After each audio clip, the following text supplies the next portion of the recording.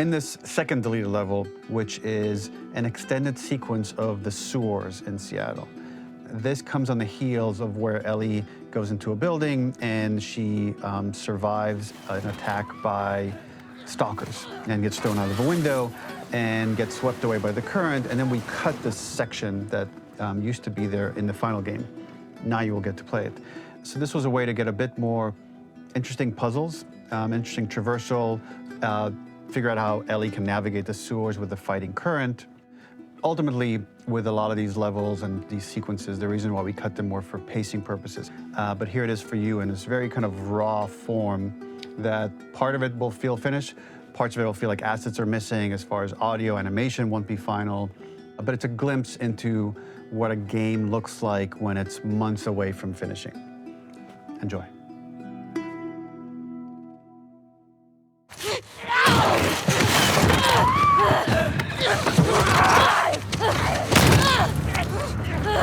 Get off of me!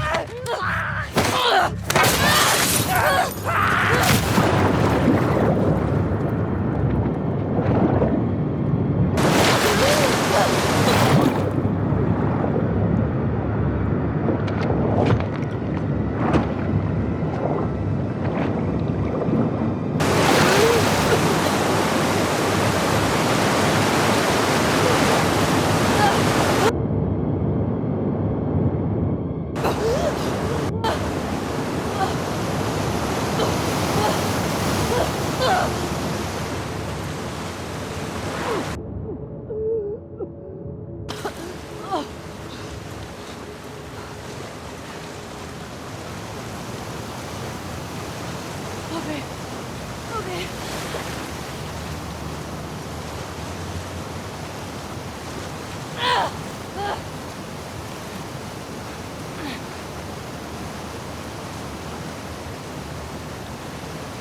Fuck Seattle. Okay. Where the hell am I? This level, internally known as Find Nora, was quite long in duration as we had to make Ellie traverse a far distance to the opposite side of downtown Seattle. The sewer section was originally longer than what we released the game with, approximately 10 minutes more. This was one of the few areas of the game that used water flow as part of a traversal puzzle. Almost Players home. to go upstream to use the current to get to the platform to reach the other side. We mostly kept this mechanic game-wide, however it remained in essence in the section swimming to the aquarium as Ellie when you were avoiding the waves.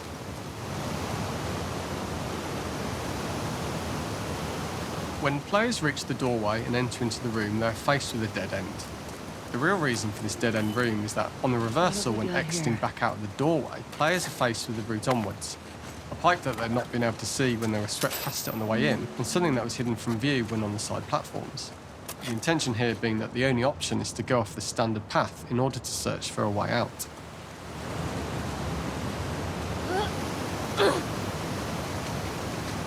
Get me the hell out of here.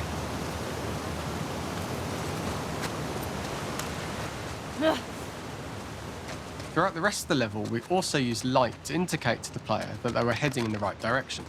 At each turn, however, we blocked the direct route forward. Players would know that they just have to keep finding alternative paths, promoting those feelings of being desperate and trapped.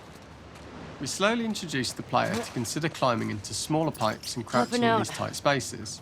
Just keep This going is to up slowly and out. build up to and encourage the player to climb into such a small pipe that they'd have to be crawling on their stomach, which is something that the player previously may not have recognised as a playable space, let alone the desired route they need to take. We added a tiny space just to reward the player's exploration with a pickup item, and we made sure it was something that made sense that you'd find in this area. A canister and all the garbage that had been washed into the sewers from the surface.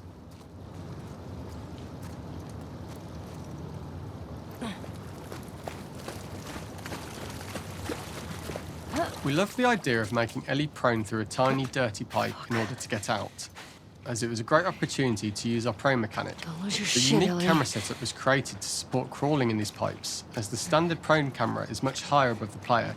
We also created custom collision in order for Ellie to manoeuvre in these tight spaces easily. Initially, the oblong collision capsule around her character caused issues crawling around corners. But we put extra effort into the custom corner collision, so the movement experience is as smooth as the main game.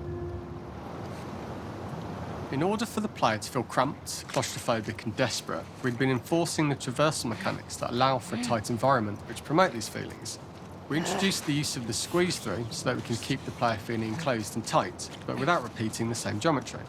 Here we change from low ceilings with wider walls to high ceilings and tight walls to change up the spatial pacing and keep the level from repeating itself.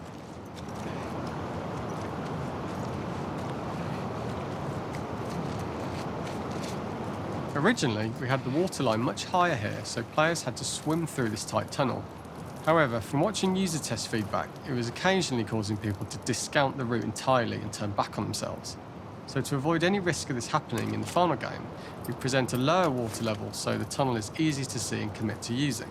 Although this isn't as impactful without the prone swim, it's the better decision as it means a smoother experience for the player with no backtracking for sure. As we surface from the water and over the crest of the slope, we reveal what is further in this tunnel. A clicker that's sprouted and the fungus has grown on the sides of the pipe. It was great to see people who user tested this area becoming increasingly worried as we forced the player to squeeze past the fungus and inches away from the clicker's face, all the time not being sure whether the clicker might be alive or attack them. Although we aren't as cruel as to force a clicker attack in such close proximity, we do have a payoff for this moment. This clicker momentarily turned into Joel to show Ellie's PTSD from what happened to Joel at the start of the game. Ultimately, we decided to save this moment for the farm level, as it was more impactful there because it could become the centrepiece of that experience. Whereas in the sewers, we weren't able to make it as much of a narrative point and give it the breathing room and reaction time that it deserves, given the tight space.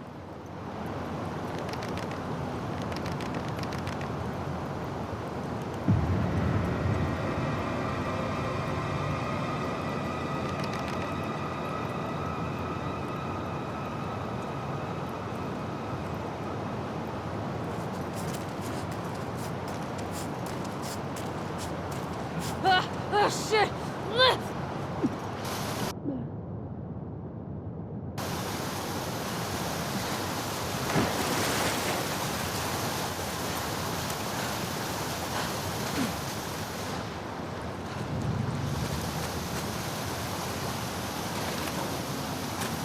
For the final section, we eventually opened you out into a wider area as you traverse through such tight spaces leading up to this. So changing the environmental pacing makes it begin to feel like we're coming to the end of Ellie's ordeal. An earlier iteration used the current that we'd shown at the start for a slightly tougher traversal puzzle to conclude the sewers. The ladder was clearly visible from most of the area, but the player was faced with a fast-flowing torrent of water they couldn't cross. If the player attempted to jump into the water, they were not able to swim across the ladder due to the water's speed, but instead they had to traverse the pipe running along the top of the space in order to get across the water.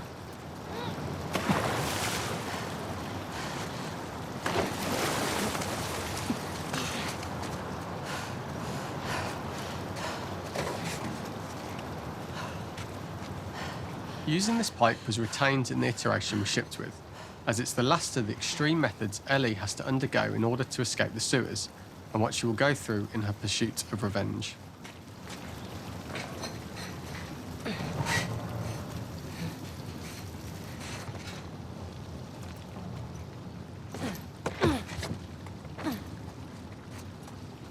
The last ladder climb is quite lengthy, and although we could have trimmed it down to a shorter climb, we liked how this last segment of the journey built anticipation for whether there was success at the top or not after all you've been through. Ultimately, the ladder exits out into the subway station, which is how it connects in the final game. Ellie then has to find her way to the hospital from here, crossing paths with the scars for the first time.